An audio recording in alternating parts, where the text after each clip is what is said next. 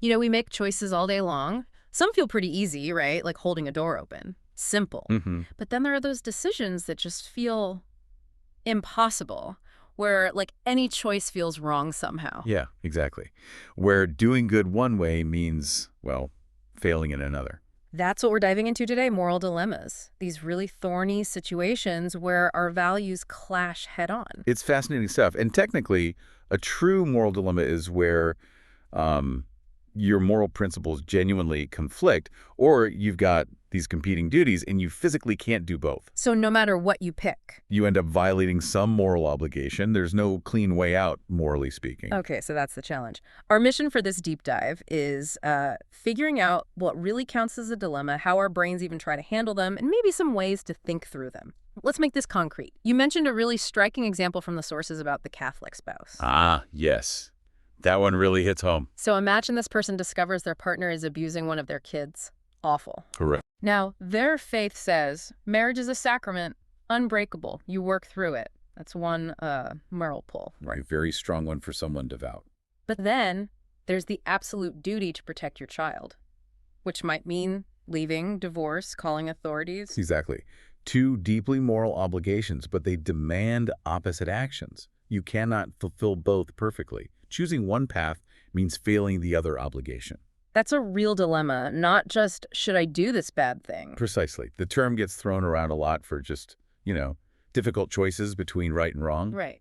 But a dilemma is moral versus moral. That's the core conflict. Okay. I think we need that famous thought experiment now to really unpack this. Ah, the trolley problem.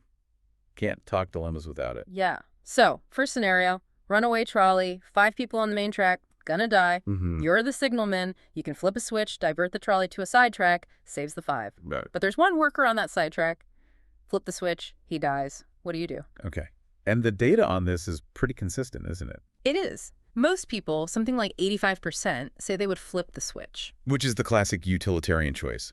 Save the many, even at the cost of the few. Maximize good, minimize harm overall. Right. Pure numbers, almost. But then comes version 2. The footbridge. The footbridge.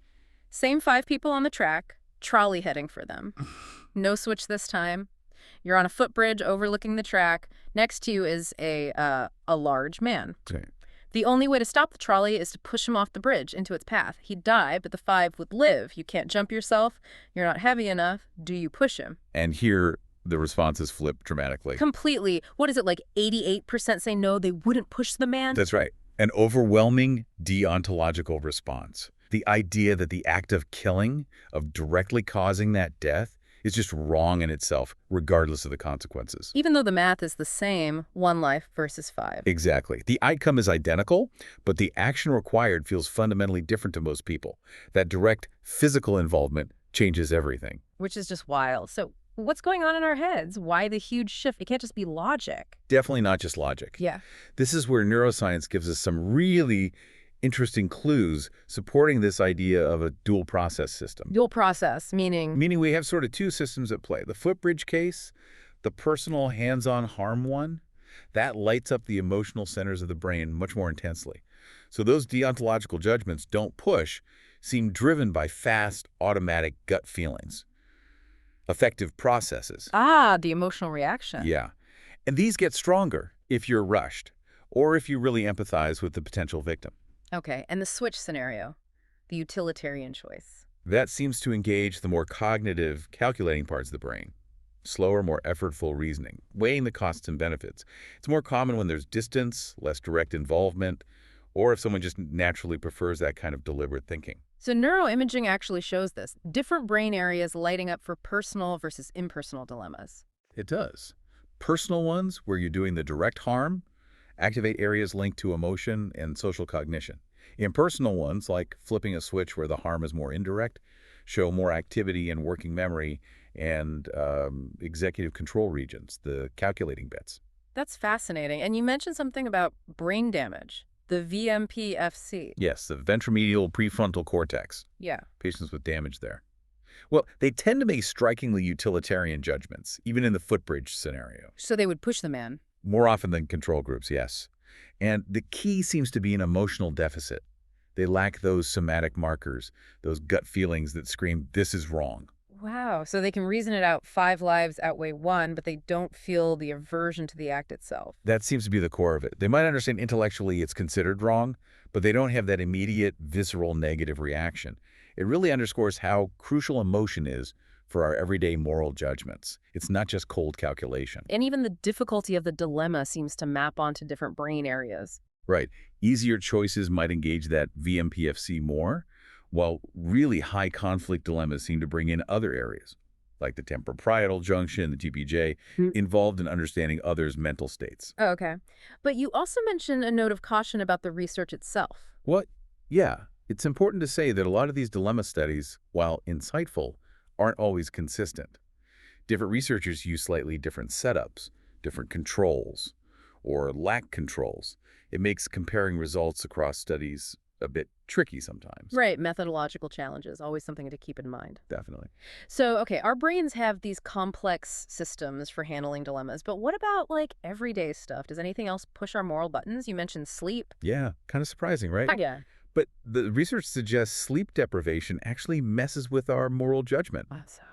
Well, being seriously sleep deprived seems to make those personal moral dilemmas like the footbridge feel even harder. People take longer to answer. And maybe more worryingly, they become more likely to reject the moral value they normally hold. Like they might be more tempted to push the man, perhaps because the emotional aversion is dulled by fatigue. Whoa. But what about less severe tiredness? Interestingly, mild sleep restriction, or just feeling tired, can sometimes make impersonal dilemmas, like the switch one, seem easier. Easier. How? The theory is that when we're tired, our brains kind of default to simpler rules. We might ditch the complex weighing of values and just go with a basic rule, which could make the utilitarian calculation feel more straightforward, or maybe even make us stick more rigidly to a don't kill rule, depending on the person. It suggests sleep loss might shift the balance between that emotional gut feeling and the slower calculation.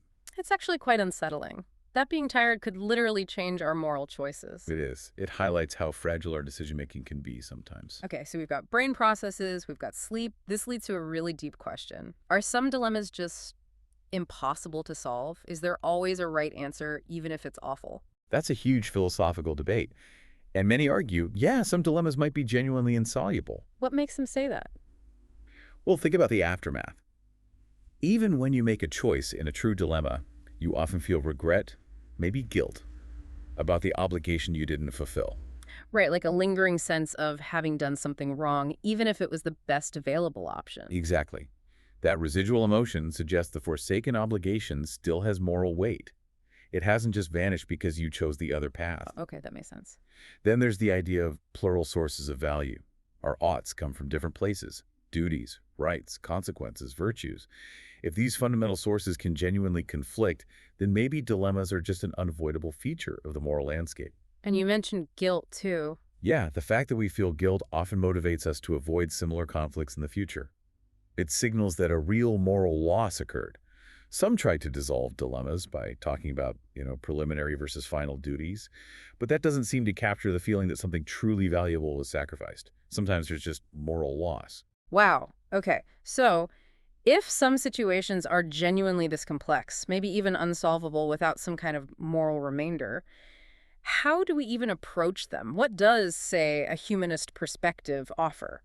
Well, the humanist approach really emphasizes first thinking carefully for ourselves, taking responsibility. Yeah. It doesn't pretend there are easy answers. It accepts that sometimes, it's about choosing the lesser of two evils or the least bad option. And how do we do that? What tools do we use? Humanism points to our natural capacities. Empathy, trying to genuinely understand how our actions affect others, how they might feel.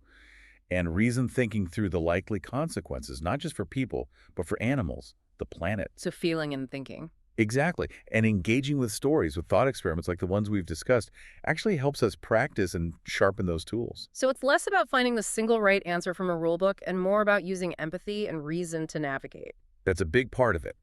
Though humanists also draw on various ethical principles as guides, as ways to structure that thinking. Like, Well, you've got the golden rule.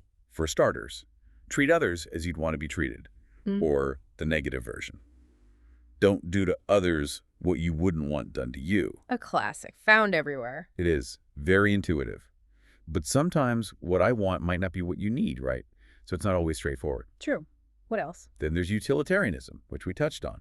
Maximize happiness, minimize suffering for everyone involved. Well, Think about the overall consequences. like John Stuart Mill. The greatest good for the greatest number. Right. Super useful for policy, for big decisions. But, as we saw with the footbridge, taken to an extreme, it can feel, well, ruthless. Critics say it can justify sacrificing individuals for the group in ways that feel wrong. Okay, so consequences aren't everything. What about rules or duties? That brings us to thinkers like Immanuel Kant. His categorical imperative has a couple of key formulations. One is, act only according to that maxim, whereby you can at the same time will that it should become a universal law. Whoa, okay. Break that down. Basically, imagine if everyone acted the way you're about to act. Would that world work? If everyone lied whenever it was convenient, trust would collapse, so lying fails the test. So it promotes consistency, but maybe too rigid. Like, never lie, even to save someone from a murderer at the door. That's the classic criticism, yes. It can seem inflexible. What's the other Kantian idea? Treat humanity, whether in your own person or in the person of any other, always at the same time as an end, never merely as a means. Treat people as ends, not means. Exactly. Respect people's inherent dignity and autonomy. Don't just use them for your own goals or even for the greater good. It emphasizes rights and respect. So a humanist might draw on all of these. The golden rule, consequences, universalizability, respect for persons. Yeah, they're all part of the toolkit. And the thing is, humanists themselves might weigh these principles differently in a given situation. They might disagree. Which sounds messy. It can be. But that disagreement isn't seen as a failure. It's part of the process. The dialogue, the debate, wrestling with these different perspectives, that's how moral understanding grows. Morality isn't static. It's something we learn and refine through engagement. So it's an ongoing process, not a destination. Very much so. Okay. We've covered a lot. From what a moral dilemma is, that clash of obligations, to how our brains react with emotion and reason, the weird effects of sleep, and these different frameworks like utilitarianism and Kantian ethics, and the humanist focus on empathy and reason. It really shows these aren't just abstract puzzles. They cut to the core of our values. Absolutely. They're deeply human struggles. Which leads to, I guess, a final thought to leave with everyone listening. After digging into all this, the neuroscience, the philosophy, the psychology, how does this change how you might view your next difficult decision? Yeah. What new awareness maybe will you bring when you face that kind of conflict again? Something to ponder. Definitely something to ponder. We hope this deep dive gave you some valuable insights. Until next time, keep questioning, keep exploring.